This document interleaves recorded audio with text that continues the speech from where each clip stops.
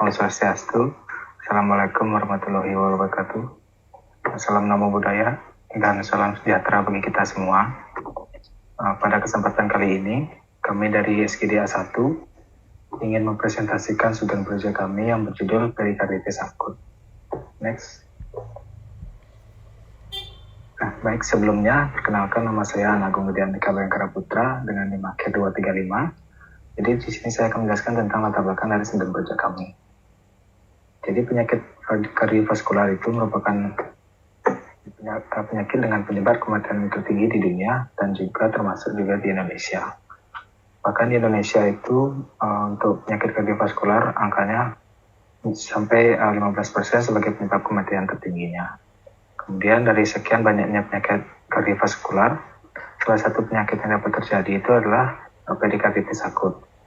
Perikarditis itu merupakan salah satu penyakit yang terjadi pada perikardium yang sering terjadi pada praktik klinis dengan angka kejadian di Indonesia yang didapatkan yaitu 27,7 kasus per 100.000 populasi per tahunnya. Maka dari itu perlu diperhatikan bahwa penyakit ini dapat terjadi pada setiap orang dan juga dapat terjadi umumnya sering terjadi pada pria dengan usia 20-50 tahun. Next. Ada perumusan masalah pada studi proyek kami ini. Yang pertama, yaitu apa yang dimaksud dengan perikarditis akut. Yang kedua, bagaimana epidemiologi, etiologi, dan patofisiologi dari perikarditis akut. Dan yang terakhir, bagaimana diagnosis, tata laksana, dan juga prognosis dari perikarditis akut. Baik, selanjutnya akan dilanjutkan oleh teman saya. Baik, perkenalkan nama saya Audriana Putra dengan 3 digit intel 028. Di sini saya akan menjelaskan mengenai definisi dari perikarditis akut. Jadi, perikarditis akut merupakan penyakit inflamasi akut pada selaput perikardium, baik parietal maupun visceral yang membungkus jantung. Bisa dilihat seperti gambaran di samping. Lalu untuk perikarditis akut sendiri dapat terjadi pada orang-orang dengan keadaan penyakit yang berbeda, baik di menular maupun tidak. Nah, untuk diagnosis sendiri dari perikarditis akut itu bisa didasarkan pada gejala, perubahan EKG, pemeriksaan fisik, dan juga marka jantung. Untuk selanjutnya bisa dilanjutkan oleh rekan saya.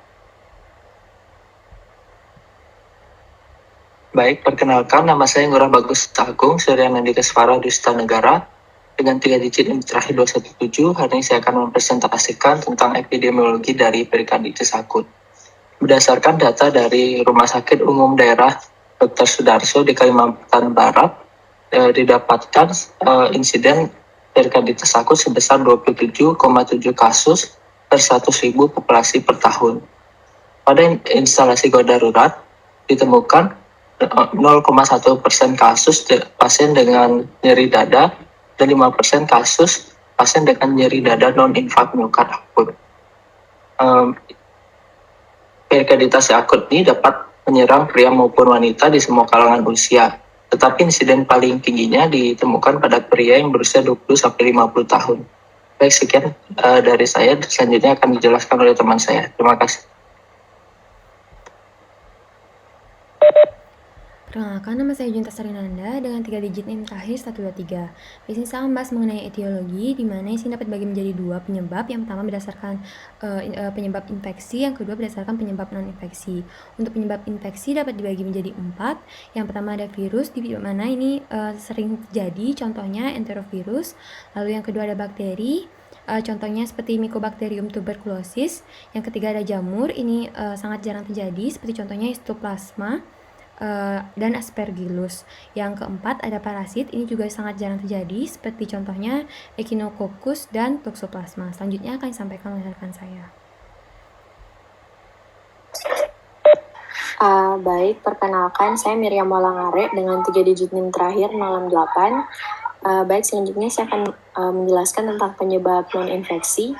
Yang pertama di sini ada autoimun, yang dimana ini paling sering terjadi, yang di dalamnya ada lupus erythematosus sistemik, artritis rheumatoid, skleroderma, dan vaskulitis sistemik. Lalu yang kedua ada neoplasma, yaitu tumor primer, tumor sekunder metastasis, dan yang ketiga ada metabolik, yang dalamnya itu ada uremia, myxedema, dan anoreksia nervosa. Lalu yang keempat ada traumatik dan iatrogenik, yang dimana awalnya ini ada onset awal. Yang pertama ada cedera langsung, cedera tidak langsung, dan pada onset lambat ada terdapat sindrom pasca infark miokard, sindrom pasca perikardiotomi, trauma iatrogenik seperti pasca intervensi, dan insersi pacemaker. Lalu yang terakhir ada terkait obat-obatan. Di situ termasuk prokainamid, hidralazin, metildopa, dan isoniazid. Selanjutnya dilanjutkan oleh teman saya. Terima kasih. Perkenalkan, nama saya Nabila Farha dengan 3 digit NIM terakhir 161. Selanjutnya saya akan menjelaskan mengenai patofisiologi dari perikarditis akut, di mana reaksi radang pada perikarditis atau inflamasi pada perikardium ini akan menimbulkan akumulasi cairan pada perikardial sac. Selain akumulasi cairan, terdapat juga akumulasi fibrin, proliferasi jaringan fibrosa, pembentukan granuloma, dan juga kalsifikasi.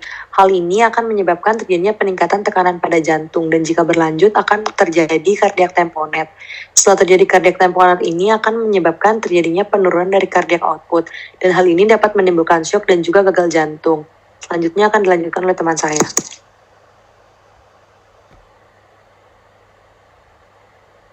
Perkenalkan, nama saya Nikita Devintan Sumarta dengan 3 digit yang terakhir 225. Di sini saya akan mempresentasikan mengenai diagnosis dari perikarditis akut.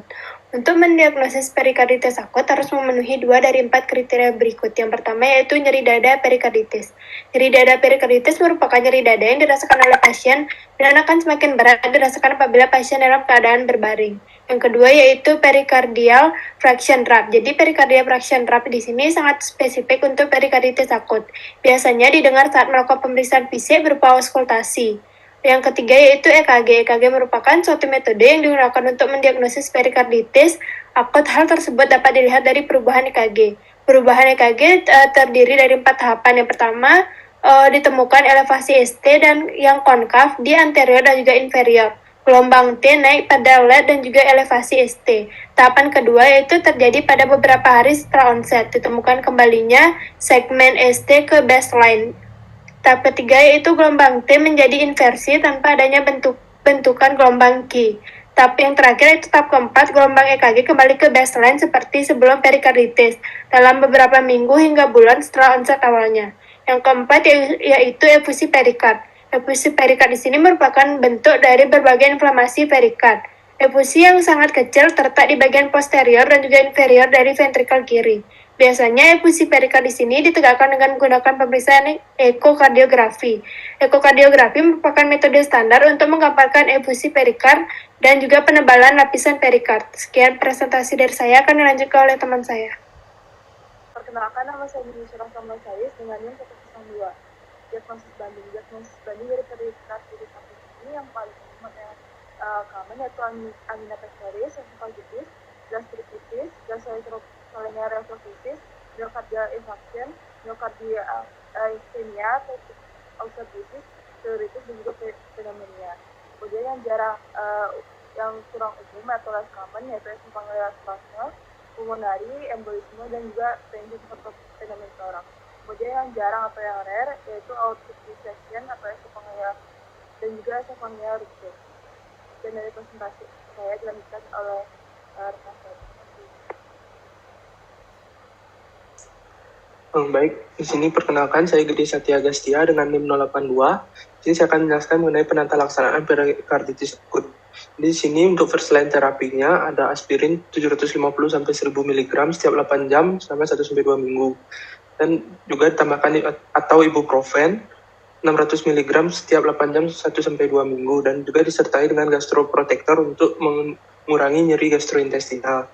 Dan pada kasus recurrent perikarditis di sini biasa ditambahkan colchicine 0,5 mg sekali sehari untuk berat badan kurang dari 70 kg dan 0,5 mg 2 kali sehari untuk berat badan lebih dari sama dengan 70 kg, dengan juga disertai aspirin ibuprofen dengan full dose. Dan apabila tidak toleran pada first line terapi atau terdapat kontraindikasi pada first line terapi, dapat digunakan kortikosteroid dosis rendah, yaitu prednison 0,2 sampai 0,5 mg per kilogram per hari. Selanjutnya dilanjutkan oleh rekan saya.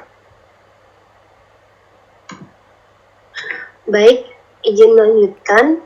Jadi untuk penata laksanaan selanjutnya bisa diberikan globulin intravena, anakinra, dan azathioprine.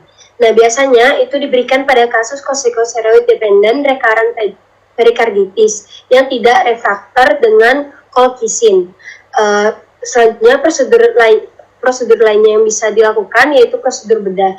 Biasanya dilakukan perikardiektomi, biasanya itu diberikan untuk konstriktif perikarditis. Selain itu bisa dilakukan perikardiosintesis, biasanya untuk mengalirkan cairan perikardial. Nah, perikardiektomi ini adalah suatu prosedur pembedahan yang paling efektif untuk menangani efusi yang besar karena memiliki resiko efusi rekaren yang paling rendah. Sekian dari saya, mungkin dilanjutkan oleh teman saya. Terima kasih.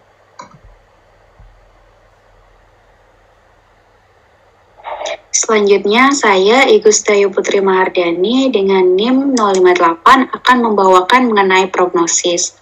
Jadi, prognosis perikarditis akut idiopatik secara umum dikatakan baik dengan resiko kontriksi yang minimal. Risiko kejadian kontriksi yang lebih tinggi terjadi pada perikarditis akut yang disebabkan oleh adanya infeksi bakteri atau tuberkulosis, operasi jantung, dan trauma. Ada beberapa faktor yang dapat memperburuk prognosis, di antaranya adalah penggunaan dini kortikosteroid, peningkatan level high sensitivity CRP, dan respon NSAID yang tidak adekuat. Ada beberapa prediktor mayor dan minor yang dapat menentukan baik buruknya prognosis perikarditis.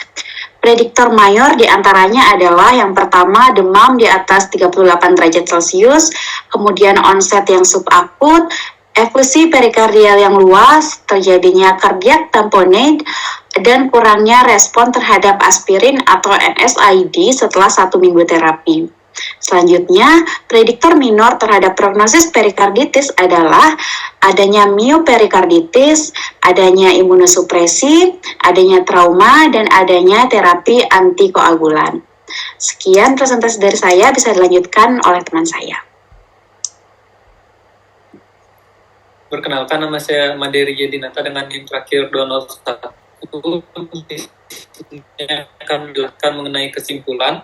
Perikarditis akut merupakan penyakit perikardium yang disebabkan oleh inflamasi akibat infeksi maupun non-infeksi yang dapat menyerang pria maupun wanita di semua kelompok usia. Dengan insiden tersering ditemukan pada pria berusia 20-50 tahun.